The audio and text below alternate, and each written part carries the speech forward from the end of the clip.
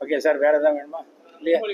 மும்மொழி கொள்கை தமிழ்நாட்டுக்கு இருமொழி கொள்கை தான் சரியா வரும். மும்மொழி கொள்கை என்பது எப்படியாவது இந்தியை திணிக்க வேண்டும் என்பதற்காக அமித்ஷா கூட இப்போ வந்து சொல்லிட்டு போனார், நாங்கள் இந்தியை திணிக்க மாட்டோம்னு. ஆனால் அது ஹிந்தியில தான் சொல்லிட்டு போனார். ஃபர்ஸ்ட் தெரிஞ்சுக்கணும், நாம எந்த ஊருக்கு போறோமோ அந்த ஊர்ல போனா, அதாவது necessity is the mother of invention பாங்க. இப்போ எனக்கு பாம்பேல ஒரு வேலை கிடைக்குதுன்னா அங்கே போனால் ஒரு 3 மாசத்துல ஹிந்தி கற்றுக்க போறாங்க. ஆனால் இங்கே உடனே ஹிந்தி கற்றுக்க நாளைக்கு அவனுக்கு ஜப்பானில் வேலை கிடைச்சா ஹிந்தியை வச்சுட்டு அவன் என்ன பண்ண போறான் ஜப்பானில்? அப்போ ஜாப்பனீஸ் தான் படிக்கணும். அந்த 3வது மொழி என்பது ஹிந்தி இல்லை அப்படின்னு அவங்க சொன்னாலும், அப்போ ஒவ்வொருத்தரும் ஒரு பையன் வந்து ஜாப்பனீஸ் படிக்கிறாங்கன்னா, இன்னொரு பையன் பிரெஞ்சு படிக்கிறாங்கன்னா, ஒவ்வொரு பையனுக்கு ஒவ்வொரு வாதியார் நியமிக்க முடியுமா? இது தேவையே இல்லை. ரொம்ப ஆண்டு காலமாக மத்திய அரசு என்பது யார் ஆண்டாலும் அது இந்தியை எப்படியாவது கொண்டு வரணும்னு, அதாவது திங்க் குளோபல் ஆக்ட் லோக்கல் அப்படிம்பாங்க. ஆக்ட் லோக்கலுக்கு நமக்கு தமிழ் இருக்கு, திங்க் குளோபலுக்கு இங்கிலீஷ் இருக்கு, அவ்வளவுதானே. தேவையில்லாமல் எந்த குழந்தை வந்து கேட்டுது எனக்கு ஹிந்தி வேணும், ஹிந்தி வேணும்னு சொன்னா இந்தி பிரச்சார சபால இந்தியை ஃப்ரீயா சொல்லித்தராங்க. அதை யாரும் தடுக்கல, எந்த அரசும் தடுக்கவே இல்லை. ஆனால் எல்லா கொள்கைகளையும் அரசியலாக மாற்றப்படும் பொழுதுதான் எதிர்ப்பு வருகிறது. அதை மத்திய அரசு புரிந்து கொள்ள வேண்டும். நான் சொல்றதை நீ செய்யலைன்னா நான் உனக்கு பணம் தரமாட்டேன்னு சொல்றது, இது வந்து மிஞ்சி போனா இன்னும் 4 வருஷம் நடக்கும். அப்புறம் அந்த ஆட்சி மாறி போச்சுன்னா அவங்க எதிர்கட்சியா நின்றுக்கிட்டே தப்பா பண்ணிட்டோம் தான் சொல்லணும். 3 முறை ஆண்டு விட்டார்கள். இதுக்கு மேல ஆள்றதுக்கு வாய்ப்பே கிடையாது மத்திய அரசுல பாஜக. ஸோ அவர்கள் இப்போவாது தெரிஞ்சுக்கணும், ஒரே நாடு, ஒரே கொள்கை, ஒரே தேர்தல், ஒரே ஓட்டு, இதெல்லாம் நடக்காத காரியம். ஏனென்றால் இந்தியா என்பது வந்து யூனிட்டி இன் டைவர்சிட்டி. எத்தனையோ மொழிகள், எத்தனையோ ஜாதிகள், எத்தனையோ மதங்கள் எல்லாம் சேர்ந்தது. பட் தர்மத்தை அடிப்படையாக கொண்டது. இந்த தர்மம் எல்லாருக்கும் ஒண்ணுதான். ஹிந்துவா இருந்தாலும் ஒண்ணுதான், முஸ்லீமா இருந்தாலும் ஒண்ணுதான், கிறிஸ்டியனா இருந்தாலும் ஒண்ணுதான். அதை விட்டுட்டு நான் சொல்றது தான் தர்மம்னா அது அடாவடி, அது சரியாக வராது.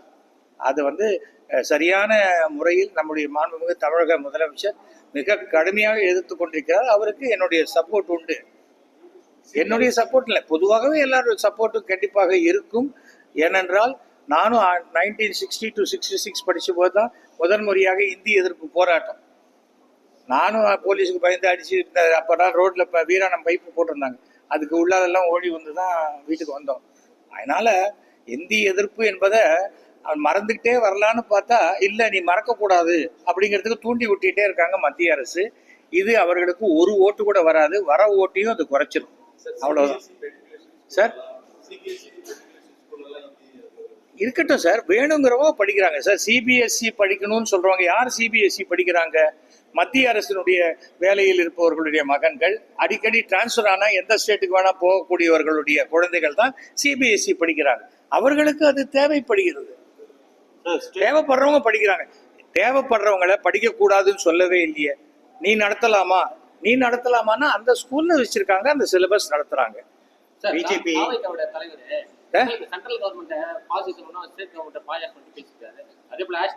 பானாவுக்கு பானா சார், சினிமாவில் சொன்னா கிளாப்ஸ் வரும், அது அவங்க தொண்டர்கள் கை தட்டுவாங்க.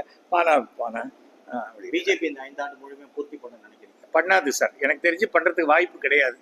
எனக்கு தெரிந்த வரைக்கும் 27 வரைக்கும் இருக்கலாம், அதுக்கப்புறம் தெரியல. முதல்வருக்கு வாழ்த்து சொல்றீங்களா சார்? முதல்வருக்கு வாழ்த்து சொல்லதான் போயிட்டு இருக்கேன்.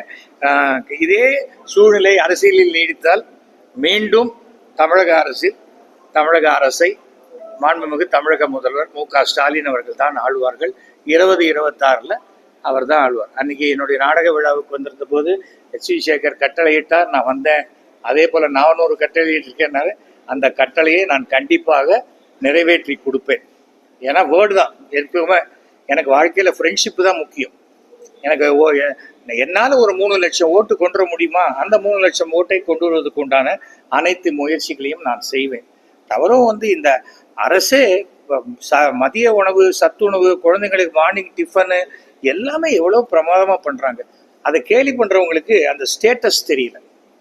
ஒருவேளை சாப்பாடு கூட இல்லாத வயலுக்கு போய் உழைச்சே ஆகணும்னு நினைக்கிறவங்க எவ்வளோ பெற்றோர்கள் இருக்கும் பொழுது, அந்த குழந்தைங்களை நீங்கள் கவலைப்படாதீங்க, உங்கள் பசங்களை என் பசங்களை நான் பார்த்துக்கிறேன் இன்னைக்கு அப்பான்னு குழந்தைங்க கூப்பிட்றாங்கன்னா அதற்கு தகுதியானவர் தான் மு.க. ஸ்டாலின் அவர்கள். அதில் எந்த விதமான மாற்று. இதை கேலி பண்ணுறது என்ன வேணால் கேலி பண்ணலாம். என் ட்ராமாவில் கூட நான் நிறைய விஷயங்கள் வலிக்காத அடிச்சுக்கிட்டா வலிக்காத சவுக்கு கோயம்புத்தூர்ல தான் கிடைக்கும். செருப்பு போட்டுக்காத நடப்பேன் அப்படியா, ஆனா ஷூ போட்டுப்பேன் அப்படின்னா இதெல்லாம் பைத்தியக்காரன். அண்ணாமலை இருக்கிற வரைக்கும் என்னைக்குமே திமுகவுடைய வெற்றி உறுதி செய்யப்பட்டது தமிழ்நாட்டில். அதில் எந்த பிரச்சனையுமே கிடையாது. அதனால நம்ம தனியாக திமுக ஓட்டு கேட்கவே வேண்டாம். அண்ணாமலை எல்லா ஊர்லேயும் போய் பேச விட்டாலே போகிறோம், திமுக ஜெயிச்சிடும். அந்த அளவுக்கு மிகச்சிறந்த உளறல் வாயர் அண்ணாமலை. அதனால நான் வந்த நோக்கம் வேற. பட் நல்ல பேரை வச்சுக்கிட்டு இவ்வளோ மோசமான பிஹேவியர் இருக்கிற தமிழகத்தினுடைய தலைவர்களில் தமிழகத்தில் பாஜக தலைவராக அண்ணாமலை இருக்கலாமா கேட்குறாங்க. அண்ணாமலை அரசியல்லே இருக்கலாமான்னு நான் கேட்குறேன். அதனால நிறைய வித்தியாசம் இருக்கிறது. எந்த நாகரிகமும் தெரியாதவரை அவங்க பேசுறது எல்லாம் ஒரு பாயிண்ட்டை வச்சு பேசலாமே தவிர வாய் திறந்தா பொய்னாக்கா அதெல்லாம் சரியாக வரவே வராது. அதுக்காக தான் நம்ம சொல்கிறோம், சட்ட ரீதியாக என்ன விஷயமோ இருக்கோ அதை சட்ட ரீதியாக செய்யலாம், அவ்வளோதான். அதனால நாம் தமிழர் சீமான் அவர்கள் இல்லத்துல போலீசாருக்கும் ஒருத்தர் தள்ளுபடி வந்த பிறகு காவலாளிக்கும் சிக்கல் வந்து நேற்று வலசரவத்தில் அவங்களுக்கு கூட்டம் விஜயலட்சுமி. நான் இன்னும் பேப்பர் 2 நாளாக படிக்கல சார். நான் என்ன சொல்றேன், போலீஸ் வந்து எப்போதுமே ஒரு தடவை சொல்லுவாங்க, சொன்ன பிறகு வரலன்னு சொன்னா சம்மன் ஒட்டுவாங்க. சம்மன் ஒட்டினா அவங்க வரப்போறாங்க. 3 தடவை இல்லை 2 தடவையோ 3 தடவையோ வரலன்னு சொன்னா நேரடியாக வந்து அரெஸ்ட் பண்ண முடியும். இதுதான் போலீஸுக்கு உண்டான அதிகாரம். எல்லாத்தையுமே நம்ம எனக்கு கூட நான் என் மேலேயும் ஒரு கேஸ் வந்தது. என்னைக்கு வந்ததோ அன்னைக்கு அந்த டயத்துல போயிட்டு வந்துட்டேன். என்ன பிரச்சனை இருக்கு? சம்மன் வந்து ஒற்ற அளவுக்கு நாம நடந்துக்க கூடாது. எனக்கு தர்மபுரியில மீட்டிங் இருக்கு, நான் 1 வாரம் கழிச்சு வருவேன்னா தர்மபுரியில இருந்து நடந்தா வரப்போறாரு ஒருத்தர். நான் என்ன சொல்ல வரேன், நம்ம எதுவா இருந்தாலும் நம்ம பக்கம் தப்பு இல்லையா, நேரடியாக ஃபேஸ் பண்ணலாம். எல்லாத்தையும் அரசியலாக்கணும்னா அதுக்கு பதில் சொல்ல முடியாது. சீமான் பண்ண ரைட்டா தப்பெல்லாம் சொல்றதுக்கு நான் இல்லை. அது சீமானுக்கு தெரியும், சட்டத்துக்கு தெரியும், போலீஸுக்கு தெரியும், அவன் கோர்ட்டுக்கு தெரியும். நான் இதுக்கு நான் இதில் பேசணும் அவசியம். நன்றி சார், நன்றி.